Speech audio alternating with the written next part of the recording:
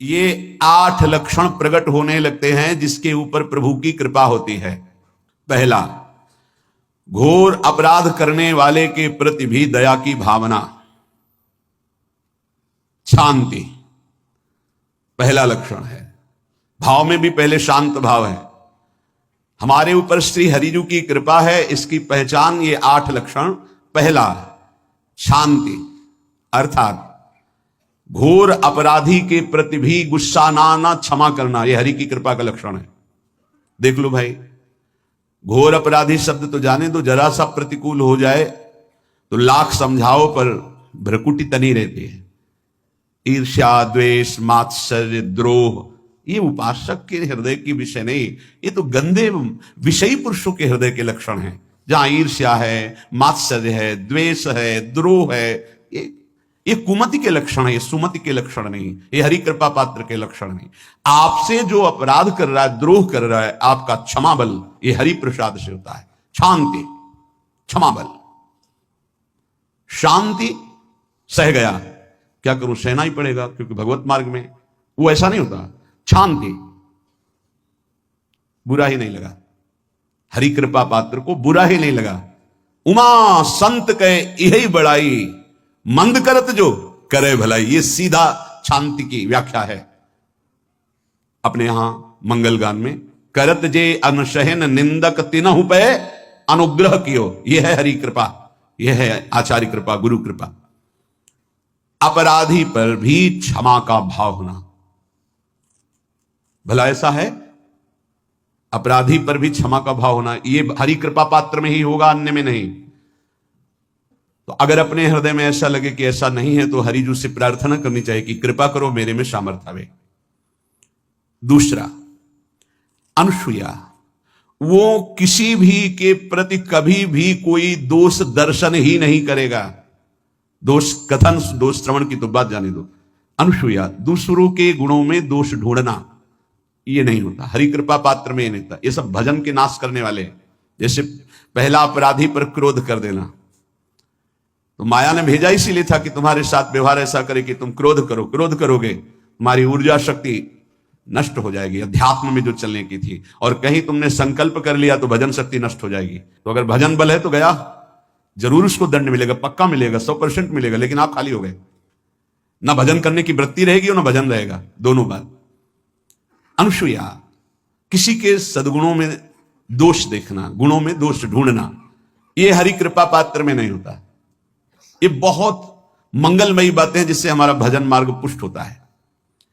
तीसरा, वो बाहर से और भीतर से पवित्र रहता है, हरि कृपा पात्र। शौचाचार का ज्ञान होना चाहिए, वस्त्र आपके पवित्र होने चाहिए, ये बाहरी जल रज आदि के द्वारा बाहरी पवित्रता।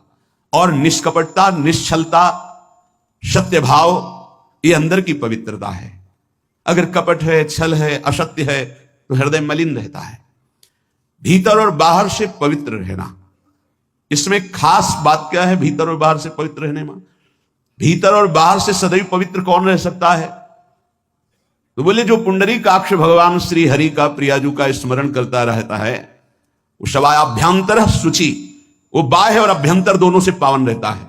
तीसरी जो कृपा का लक्षण है, अर्थात वो सदैव भगवत चिंतन परायण, शौचाचार का पालन करने वाला, बाहर और भीतर से हरि कृपा पात्र पवित्र रहता है। लघु शंका में जल पात्र में रखा जाता है, जनेन्द्रिय को पवित्र किया जाता है, फिर हाथ रज से धो के, फिर कुल्ला करके, आचमन करके, पैर धोकर, ऐसे पवित्र आचरण, ऐसे पशुवत व्यवहार ठीक नहीं। कुछ लोग ऐसी गलती करते हैं कि जिसमें शौच हुआ जाता है उसी में बैठकर लघु शंका करते हैं, तो सारे वस्त्र, पूरा शरीर अपवित्र हो गया आपका।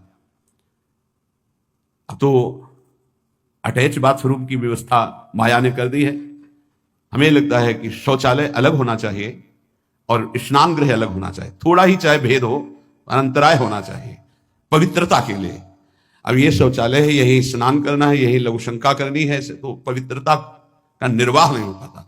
यदि जिस उस जगह आप शौच करते हैं, जो बैठकर उसी पे बैठ के लघु शंका करते हैं, तो आपको पूरा वस्त्र सहित स्नान करना चाहिए पवित्रता के, तभी बुद्धि भ्रष्ट हो जाती है।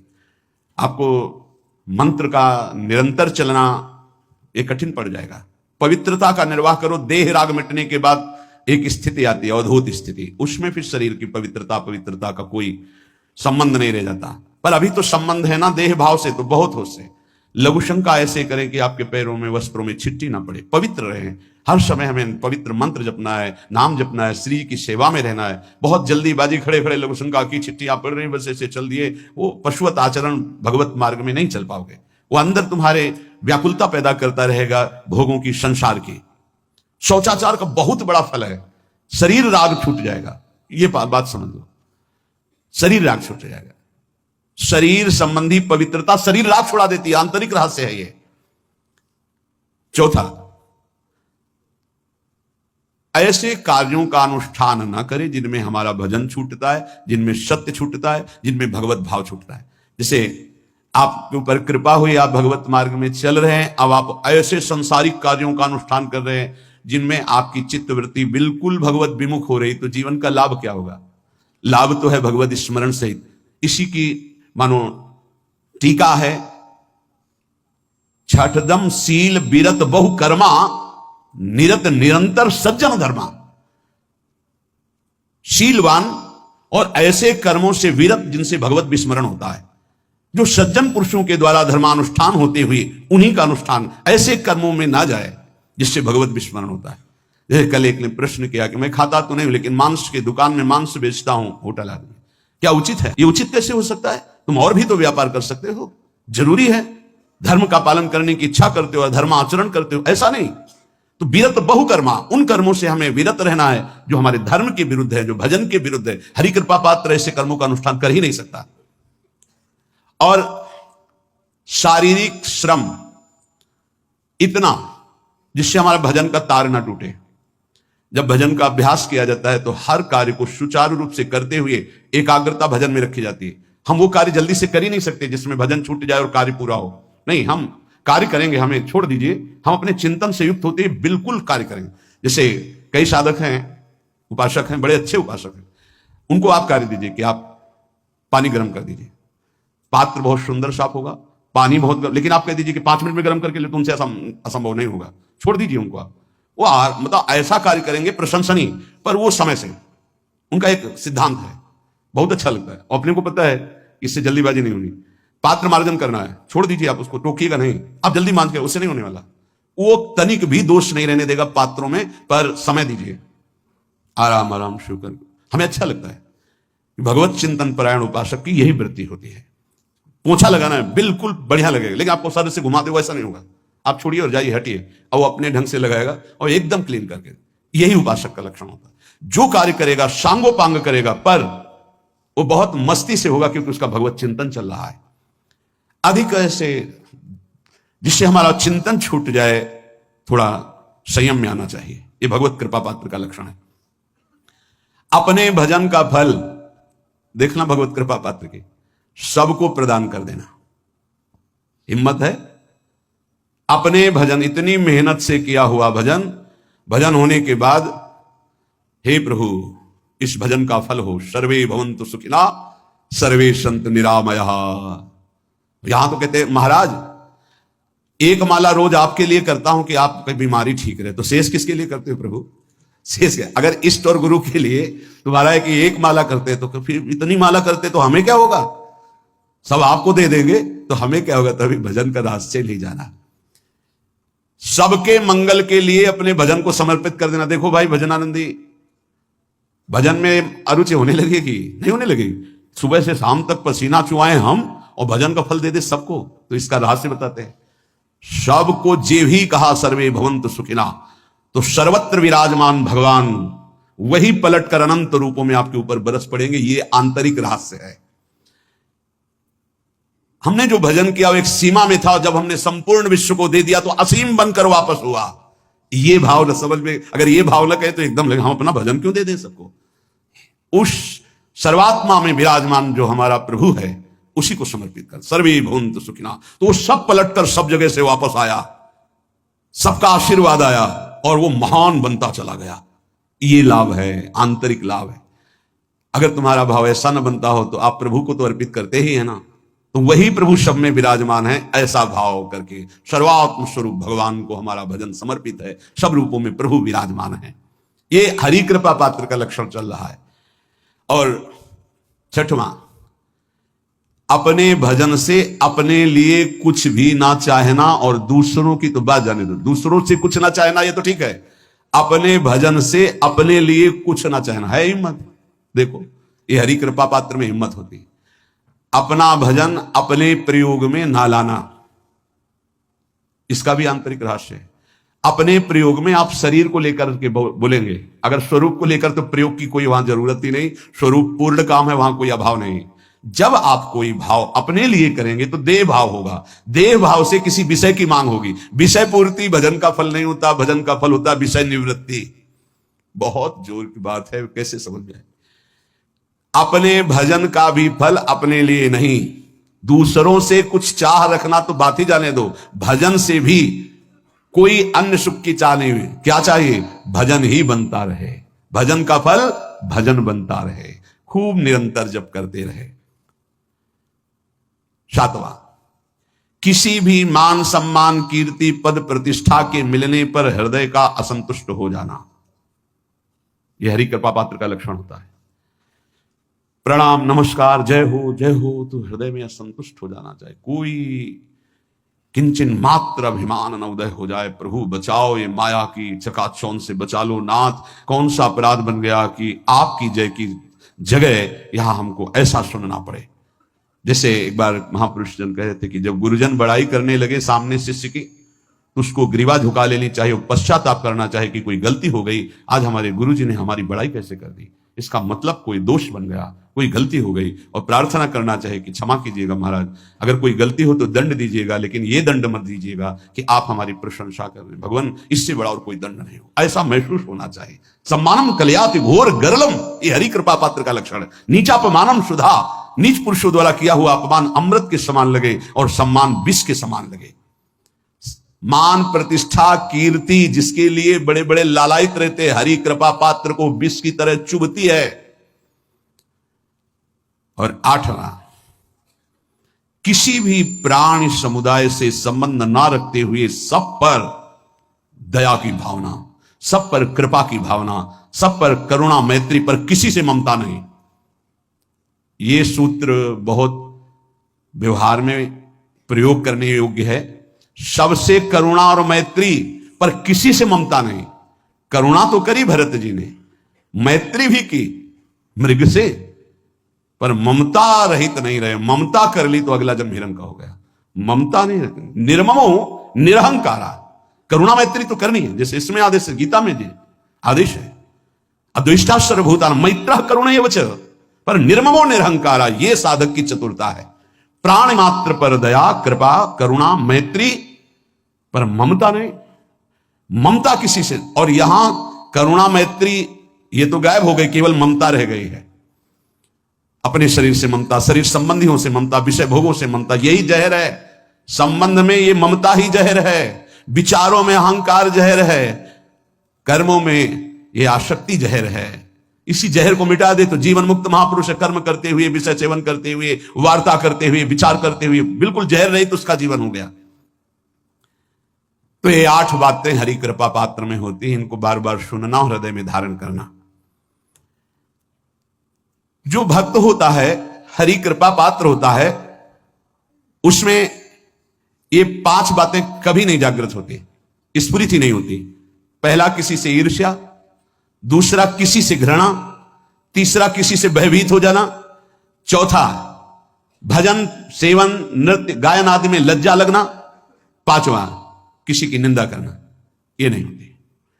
अब जो आगे वर्णन कर रहे हैं उसमें महापुरुषों की पहचान है। सिद्ध महापुरुष 3 प्रकार के होते हैं। एक होते हैं आचार्य कोटि के, सात्विक विचार वाले, एक होते हैं भ्रष्ट आचरण वाले, एक होते पिशाचाचरण वाले, और तीनों सिद्ध हैं। बहुत बड़े महापुरुष पूज्यपाद उड़िया बाबा जी हैं, वही रहस्य का प्रकाश कर सकते थे, अन्यथा बिना ब्रह्मबोध महापुरुष के ऐसा नहीं। तीनों सिद्ध हैं, तीनों भगवत प्राप्त है। सात्विक आचार वाले जो आचार्य कोटि के होते हैं, एक एक अक्षर शास्त्र मर्यादा के अनुसार चलने वाले, जैसा शास्त्र कहता है वैसा उनके आचरण में दिखाई देगा। और वो सिद्ध भगवत प्राप्त महापुरुष हैं, पर उनके आचरण तस्मात् शास्त्रम प्रमाणम थे। दूसरे भ्रष्टाचार, ऐसों को पहचान पाना बहुत कठिन होगा। भेष मलिन, आचरण मलिन। जैसे आप में कोई पुराना हो तो शायद जान पाएगा, भगवान दास नाम के एक संत इसी चौराहे पे रहते थे। ये जो चौराहा है, कभी नंगे पड़े रहते थे, कभी वो पा रहे उनके साथ कुत्ता पा रहा है, कभी नाली का पानी पी रहे हैं, और भगवत प्राप्त महापुरुष थे। इसकी पहचान स्वयं की। कोई चाय रखने गया, उठा के ईंट मार दी, गाली दे दी, दौड़ पड़े, पकड़ पाए तो 10-5 घूंसे थप्पड़ मार दिए। ऐसा उनका व्यवहार था। भ्रष्टाचार। हलवा कोई रख गया, खिचड़ी रख गया, कुत्ता खा रहा है, उसी के साथ वो खा रहे हैं। कभी गमछा लपेटे, कभी नंगे, सीधे प्रकृति का वार शरीर से सहते थे। बस चौराहे पे ही रहते थे। बहुत अगर गए तो ये राधा टीला है, बस इतना ही उनका था। राधा टीला से इधर, और इधर थोड़ा चढ़ाई जो है जहां पूज्य श्री चंद्रशेखर बाबा जी वास करते, उसके इधर, मतलब चौराहे के बस इतने में ही रहते थे। 12 महीना, 20 साल उनको देखा। तो जब काशी से आए हुए थे तो उनको देखा तो उनकी दृष्टि से लगा कि ये स्थिति प्रज्ञ महापुरुष हैं, पर अपने को छुपाए हुए ऐसी लीला करें। पर उनके कुछ ऐसे आचरण थे जिनसे लगा कि इनकी, हमें लगता है, बुद्धि खराब है क्या, मतलब पागलपन का दौड़ा है क्या। ऐसे राधा रमण जी दर्शन करने गए तो जो पुंडरीक जी हैं इनके बाबा, वो उस समय थे, उनके पुत्र जो पुंडरीक जी के पिताजी, वो उनके सहायोग में। तो करुणा कृपा हुई उनकी, उन्होंने देखा। वो तो बाद में परिचय जाना उनका, हमें पता नहीं, तो बाद में परिचय। वो पीत वस्त्र धारण किए हुए वयोवृद्ध एकदम, डलिया लाए, राधा रमण जी को निकाल करके अपने को प्रसाद मिला। तो सीधे राधा रमण जी की कृपा का अवलोकन करते हैं और परिक्रमा लगाना। एकदम संकल्प बना, कमंडल में 2 कुलिया रखी, ढक्कन से ऐसे ढक के, और बस मन में आया कि अगर वो बाबा हमसे आते हैं, हमारे कमंडल से कुलिया, सत्य, परम सत्य, कुलिया लेते हैं और पाते हैं और फिर रख के चल देते हैं, तो मैं मान जाऊंगा कि प्रभु ये आपके धाम के सिद्ध महापुरुष हैं। आए हुए थे हम काशी से ऐसे, क्योंकि काशी में ऐसी लीलाएं देखी थी बड़े अवधूत कोटि के महापुरुषों को। आपसे सत्य कहते, वो पेड़ हट गया, रमण रेती में था, बीच रोड में था, चबूतरा बना था, वो ऐसे पड़े थे, वहां के हम बैठ गए, बिजली की तरह उठे, रफ्तार से आए, खड़े हो गए बिल्कुल, क्योंकि हमें पता था कि घूसा थप्पड़ इनका प्रसाद होता है। हम कहा उस समय, हम कहा अगर हाथ चलाएंगे तो पकड़ लेंगे ना, बिल्कुल पोजीशन में खड़े। तो बंगाली भाषा में कुछ बोले, वैसे गले में हाथ डाला, ढक्कन हटाया, कुलिया निकाली, पाया, कुलिया वहीं रखा, ढक्कन रखा, गए और वहीं लेट गए। सत्य कहते एकदम रोम रोम खड़ा हो गया कि अरे भगवत प्राप्त महापुरुषों को जानना बड़ा कठिन है। कैसे आचरण, भ्रष्ट आचरण से रहते हैं। कभी दिगंबर, कभी गमछा लगा हुआ है, कभी कुत्ते के साथ खा रहे, कभी नाली का पानी पी रहे। पूज्य बाबा कह रहे आचरण मलिन, नाली या पैखाने का भी पानी पीने में उनको कोई भी परेशानी नहीं। गंदे जगह मलिन भाव से पड़े रहना, किंतु वृत्ति हर समय भगवदाकार रहना, भगवदाकार रहना। ये तीसरे, पिशाचाचार, गाली गलौज करना, ईंट पत्थर से मारना, हर मलिन चेष्टा बहुत कठिन है, बहुत कठिन है। ये सब देखने को मिला है भगवत कृपा से तीनों प्रकार के महापुरुषों का। वृंदावन में एक आगंतुक संत आए थे बाहर से, वो रात्रि में हर वृक्ष के नीचे खड़े रहते, पैर सूज गए थे, उनको कभी बैठे और लेटे नहीं देखा, खड़े रहते थे। ये 25 वर्ष के लगभग की बात है। उनको जब देखा तो देखते ही उनकी दृष्टि ऐसी थी ऊर्ध्व, लगा तो भगवत प्राप्त महापुरुष है। 45 वर्ष की अवस्था हो, बस खड़े रहते थे, चरण उनके फट गए थे ऊपर से ऐसे खड़े खड़े। रात्रि में एक दिन हिम्मत की, बोलते नहीं थे वो, अरे लार बह रही है ऐसे गंदे कपड़े, महाराज जी आप कृपा करें। उस समय मदन टेर में कि आप आइए, तो सहज में से खड़े हो गए। तो आटे के 4 लड्डू हमें मिले हुए थे, तो कहा आप कृपा करके पाइए, पाले। तुमका आपका ये जो बाहरी परिवेश है और आपके जो बाहरी लीलाएं हैं, ये बाहरी लोग तो भले न समझ पाए, पर प्रभु मुझे ऐसा अनुभव होता है आप भगवत प्राप्त महापुरुष हैं। रो पड़े हो, कभी हमने उनको ऐसा नहीं देखा, रो पड़े। और उनका ये हमारे गुरुदेव की कृपा है। उनका कब से वृंदावन आप आए, बोले कुछ दिन हुए। बोले वृंदावन की रज का प्रभाव कितना दिव्य है कि अब जाने का मन नहीं होता है। पर आप अब दोबारा हमसे मिलने की चेष्टा मत कीजिएगा कभी, दूर से देख लीजिएगा, पर आप कभी मिलिएगा नहीं। आप भक्त हैं इसलिए आपसे संभाषण कर लिया। ये तो आपने सुना सुबह की लीला, ईंट चल रही थी उनपे, वो दिगंबर खड़े थे, ईंट मार रहे थे लोग, परिक्रमा वाले लोग उनको ईंट मार रहे थे, कई जगह उनके ईंट लगी, उनको लग रहा था पागल है, नहीं पहचाना जा सकता। 3 प्रकार के महापुरुष होते, एक होते सात्विक आचार वाले, बहुत जो शास्त्रीय आज्ञा वैसे ही अक्षर से आपको दिखाई देंगे, आचार्य कोटि के, पवित्र शरीर, पवित्र वस्त्र, पवित्र आचरण, एकदम आचार्य कोटि। दूसरे एकदम भ्रष्ट आचरण, समझ ही नहीं सकते आप। तीसरे पिशाच की तरह, समझ ही नहीं सकते उनको। अब लाभ होता है केवल पहले वाले से, सात्विक, तस्मात् शास्त्रम प्रमाणम थे, इससे जनता का लाभ होता है। इन 2 से विशेष हानि हो जाती है, क्योंकि इनके आचरण ऐसे होते हैं, साधु अवज्ञा तुरंत भव, बहुत जल्दी विनाश होता है ऐसे महापुरुषों के अपमान से। सात्विक महापुरुषों के नहीं, अगर उनसे अपमान भी हो जाएगा तो क्षमा करेंगे वो सब। इनको न क्षमा से मतलब है, न पिटाई से मतलब है, इनकी दैवी शक्ति तुम्हारा नाश कर देगी। ऐसे से बहुत, क्योंकि इनको समझ में नहीं आएगा ना।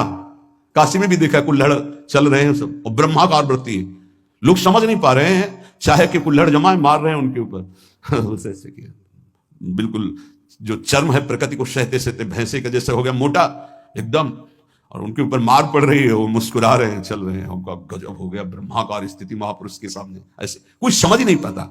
तो कह रहे हैं ऐसे भक्तों से प्रायः सबकी हानि हो जाती है, क्योंकि समझ पाते नहीं कि स्थिति क्या है, और जब उनका अपमान करते हैं, उनको मारते हैं, पीटते हैं, उनका सर्वनाश हो जाता है।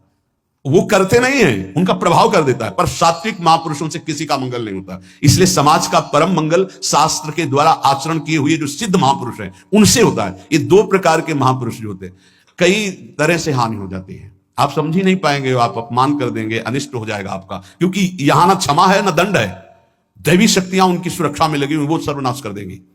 इसलिए बाबा परिचय बता रहे कि अगर तो इनको पागल ना समझा जाए। ये प्रायः जैसे एक बार बताया था कि हरगोविंद जी के पांडाल में रास हो रहा था, एक दिगंबर महापुरुष आए और वो ऐसे खड़े थे पीछे से, चूंकि आरती करने के बाद पीछे राधा वल्लभ जी की गए तो पीछे ही खड़े होना था, तो बिल्कुल पास बूट पहने हुए मारा लात पीछे से, वो मुभरा गिर गए, आराम से खड़े हुए, रास को ऐसे नेत्रों से हल्का सा और बस फिर चल दिए। वो पीछे 10 बार लात मारता गया, वो मुड़ के नहीं देखा किसने मारा, पीछे पीछे हम 10 कदम चले, गजब हो गया, ऐसी स्थिति इस महापुरुष की। और ये बावरा जान नहीं रहा कि अपना सर्वनाश कर दिया हमने, और वो गजेंद्र की तरह मतवाले ऐसे फोगला की तरफ चल के नहीं। कैसे समझोगे महापुरुषों को, बाहरी व्यवहार। अभी 10-12 वर्ष की बात है, यमुना के पार ऐसे खो करके रहते थे दिगंबर एक महात्मा, अब है कि नहीं मुझे पता नहीं, पहले यमुना किनारे जाते थे बैठने, तो बस वो चीखते थे, राजकुमारी राजकुमार, राजकुमारी राजकुमार, यमुना पार से राजकुमारी राजकुमार, और ऐसे घास नोच नोच के जैसे गाय खाती है ऐसे खाते थे घास, और चिल्लाते क्या थे, राजकुमारी राजकुमार, किसको, प्रिया प्रीतम, राजधानी है ना, तो ऐसे वृंदावन की तरफ खड़े होते ऐसे कहते राजकुमारी राजकुमार। कैसे कोई महापुरुषों को जाने। भगवान कृपा करें कि किसी भी महापुरुष का कभी कोई अनिष्ट हमारे द्वारा ना हो, कहीं कोई अमंगल बर्ताव ना हो जाए, इसलिए परिचय बताया कि आप सोच सकते हैं कि ऐसे भला महापुरुष हो सकते हैं। हाँ पक्का, 3 प्रकार के महापुरुषों के दर्शन हुए।